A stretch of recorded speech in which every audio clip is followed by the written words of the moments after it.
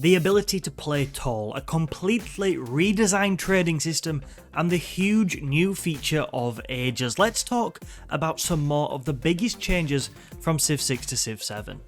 So every game of Civ 7 is now divided into 3 defined ages. There's the Antiquity Age, the Exploration Age, and the Modern Age. The Ages system is therefore a huge change from Civ 7. Now, I'm not saying that segmenting a game of Civ is anything new, because eras were a clear dividing point in Civ 6. But Ages are just a lot more definitive in their boundaries, and they are so unique they can easily be played individually. Every age has got a lot of its own unique features. We're talking about things like unique resources. Every age has got its own civic and tech tree. Every age has got unique game mechanics, as we saw recently in the Exploration Age livestream, and a lot more. It's also worth considering that from your last turn in one age to your first in another, several key features such as diplomatic relationships, the adjacency bonuses of your buildings, and the position of your units all change. So it's fair to say that ages are really going to mix the established formula up.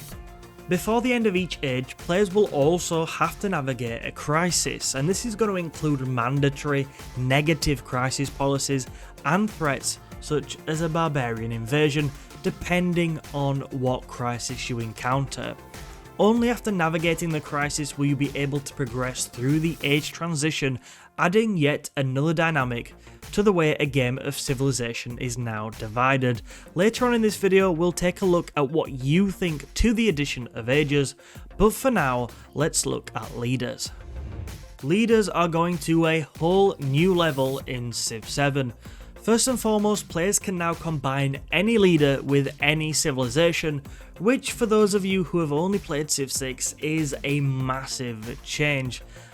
Now, although like me, I think that most players will stick to the historical combinations for the majority of time, what I like about this in some ways is that it will be quite popular with players who enjoy looking for new and innovative ways to win a game of Civ.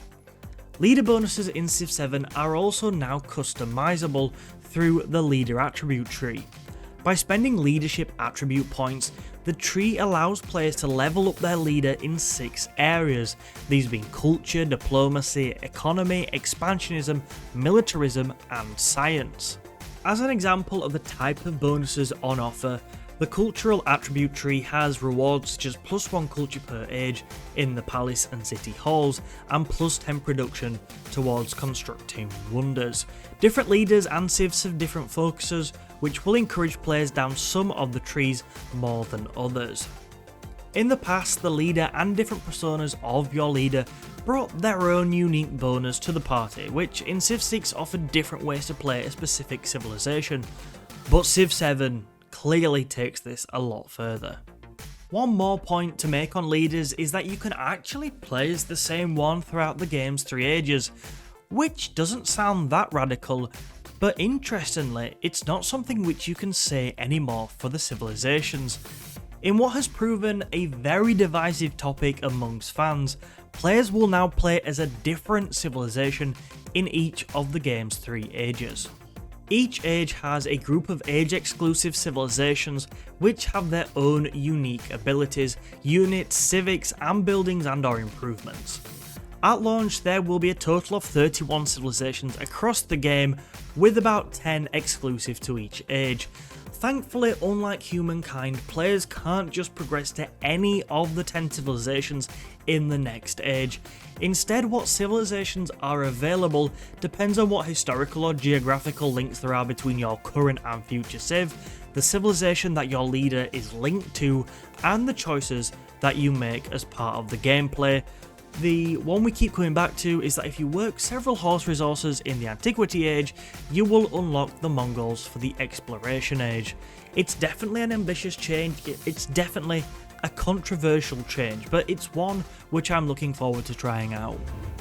In our last video, looking at the biggest changes between Civ 6 and Civ 7, we talked a lot about the introduction of towns and changes to cities, but there's more to say about that. And the bit I want to focus on today is probably the part which I am most excited about. Now in Civ 6 it made a lot more sense to play wide rather than tall, meaning a larger quantity of cities was preferable than a smaller number of high population cities. This should be a lot more balanced in Civ 7. The changes to cities, especially the introduction of specialists, will make playing tall a far more viable strategy. We now know that specialists will in effect supercharge a tile's yields, with yields of 40 seemingly becoming a relatively common occurrence in Civ 7's base game, something which under normal circumstances was near impossible in Civ 6. More powerful cities are one way that Civ 7 is going to encourage players to go tall.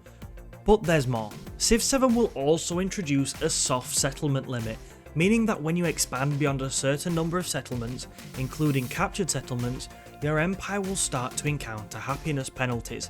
Presumably this will impact things such as your city's productivity and yields.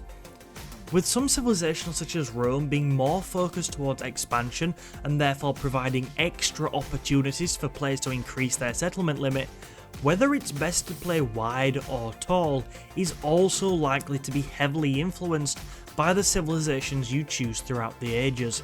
Some civs will still reward wide playstyles, but clearly some less focused on expansion will encourage players to play tall, which is once again a viable strategy in Civ 7.